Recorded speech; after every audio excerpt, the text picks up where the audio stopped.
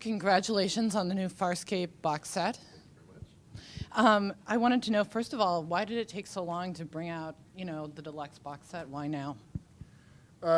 Brian really should be here to answer that question, but the answer is that the company that issued the previous DVDs got into some financial problems, went under, and the rights were entailed with that company. So it took a number of years to unravel all that, and then it's also the 10th anniversary of when Farscape first came out. So, what better time than the 10th anniversary of the series? Well, when you started 10 years ago, and did the first season, did you have any idea where you wanted the series to end up? I always had a vision of the final. Wasn't going to be the final scene of the series per se, but I definitely had in my mind kind of a final image of the character of John Crichton, because we started with John Crichton, obviously, and kind of where he ended up. But in terms of the series, there's some signposts that we were always trying to hit. For the most part, though, it was seat of our pants, and I think that served us really well. And those pants were on fire. Obviously, some of your fellow Farscape characters were puppets. What were the challenges of working with a puppet cast? Or part puppet cast? Claudia, would you like to answer the question, which is, what are the challenges of working with a puppet cast?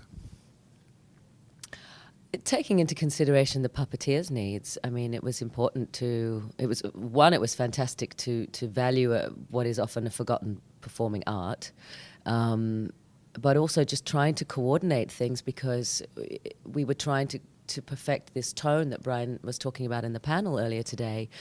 We needed to take it very seriously, and the stakes needed to be high when we were telling the stories. But we also wanted this important, this essential comedic element, which I think now defines Farscape. So we needed to take the creatures seriously, but at the same time still be able to call it if, the creature had it, if there was something comedic about the way that it looked from a human's perspective. We wanted to be able to call that. So it was finding that balance of trying to make things look spontaneous when you were acting with the puppets, and yet everything needed to be engineered to a certain degree, and then the rest of it was based on faith and the puppeteer's ability to be spontaneous, and they were incredible at that. So Rock, as a follow-up to that, something I've wondered, when you were writing for the puppets, were there special considerations or advantages in writing for puppets? Yeah, and we discovered, again, in the matter of for production, Rigel, who's the little guy, would work best if he's in one place. He was mobile. We created a throne sled for him so he could actually move along with other characters. But it was always best when he was isolated. So if you look at the series, you'll see we always a matter of story, but we always try to put him somewhere, get him stuck in an air vent, get him stuck somewhere else, so that he could be in that one place, and it made for a much more better performance, because there wasn't movement this way in addition to moving the puppet himself. It was faster and cheaper too, from a set production perspective, because it was a whole ordeal getting him to travel great distances with his entourage of puppeteers on the floor underneath him. And it also fit his character, because we just gave us opportunities to put him in what were the most embarrassing things we could possibly put him into. So if fans could go back in time 10 years and watch you guys shooting, what would surprise them most about sort of like what went into the production, things that happened behind the scenes? There was a strong visual that people would get when they would come to set of people, especially Anthony Simcoe, because he was regular cast, it would happen on a daily basis or near daily basis, was he would have to strip out of a lot of his suit. So the creature shop had to find ways to engineer the costumes better and better every season, so that he could strip down very quickly to regulate his body temperature, because we didn't have purpose-built sound studios by season 2. So there wasn't proper AC, and those sort of conditions made it very difficult for people in those makeups and costumes.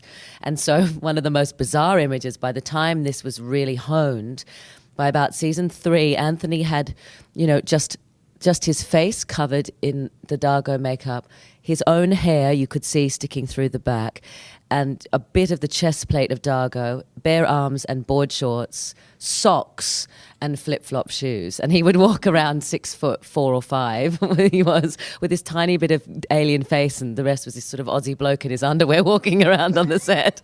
And that was quite an arresting image. I think people would have been surprised to see that, because they're so used to seeing Dargo in all his glory. Can you think of Except- anything else? Yeah, except it wasn't board shorts. He wandered around in his underwear. I mean, that's sorry, boxer shorts. Boxer shorts. Yeah, exactly. You see Dargo with just Dargo's face and a pale Australian in underwear wandering around the set, blocking the scene. Yeah. Yeah. Then we would Dargo up and Dargo down. So literally at the end of a take with Anth, once they had what they needed, you'd hear Dargo down, and he would head off, and a group of handlers would come in and strip him down to his underwear. And then we would block a scene, and when we were ready to go, Dargo up, and they'd converge on him again, and Dargo would be built from scratch. It's a good one. And I spent a lot of time asleep on the side of the set because I was so tired. So maybe they'd be surprised to sort of see. We didn't have a big trailer culture in Australia. That's come in with the influx of American money in filmmaking there as a sort of movie satellite or LA satellite. But so we would spend a lot of time on the set. So people might have been surprised to see that too, that we'd be sitting at the monitor with the director, learning as much as we could about filmmaking, bonding with the people we were working with, and being really involved because we'd been afforded that opportunity.